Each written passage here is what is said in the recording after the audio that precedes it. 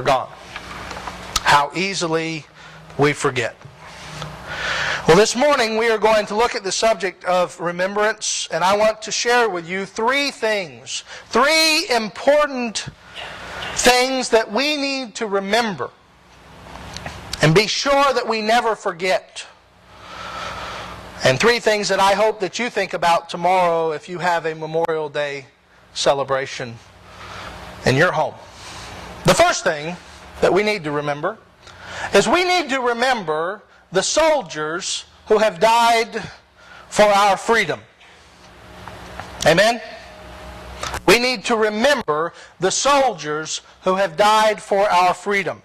Our nation has chosen to stand for the liberty of its citizens against all enemies, foreign and domestic.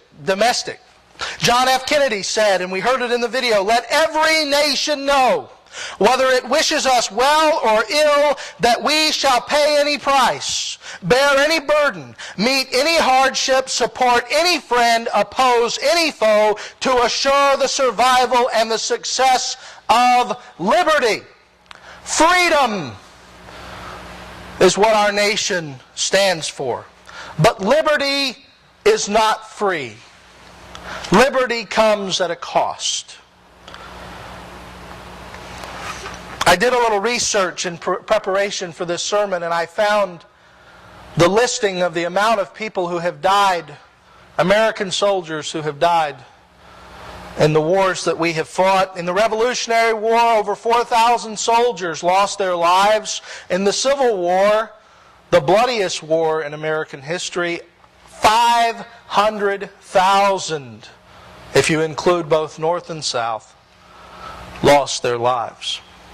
In World War I, 116,000 American soldiers were killed, and in World War II, almost 4 times that amount, 405,000 people, American soldiers, died.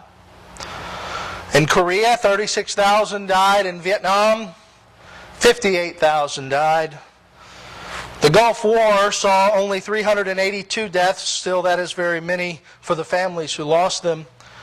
And our current war has seen over 4,000 soldiers' lives lost.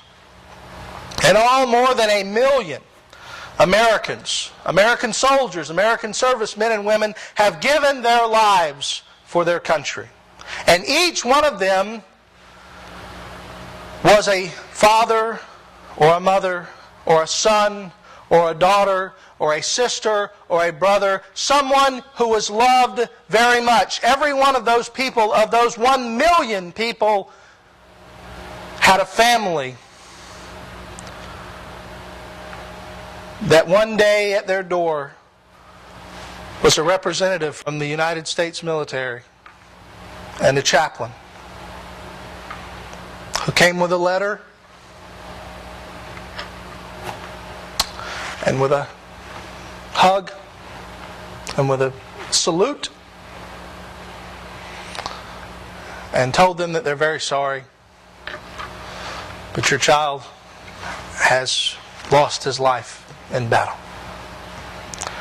John 15:13 tells us, "Greater love has no man than this, that he lay down his life for his friends."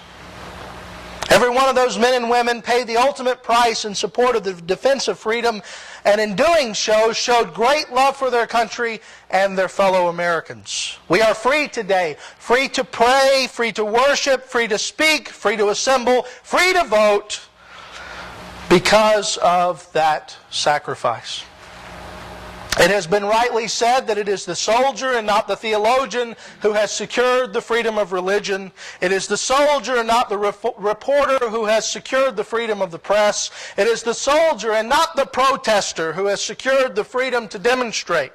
It is the soldier and not the judge or the lawyer who has secured our judicial system. It is the soldier and not the entrepreneur who has secured our economic opportunities. And it is the soldier whose coffin is draped in the flag who has secured the freedom of those who wish to burn it and trample it under their feet. We must never forget those who have given their lives for freedom. If we do, we will not remain a free people very long. Benjamin Franklin said, people who give up a little freedom to gain a little security deserve neither. And these people have decided to give their lives for freedom. And for that they ought to be remembered and honored. Romans 13, chapter 13 and verse 7 says, pay to all what is owed. Taxes to whom taxes are owed. Revenue to whom revenue is owed. Respect to whom respect is owed. And honor to whom honor is owed. And it is this day that we honor those who gave their lives for their country.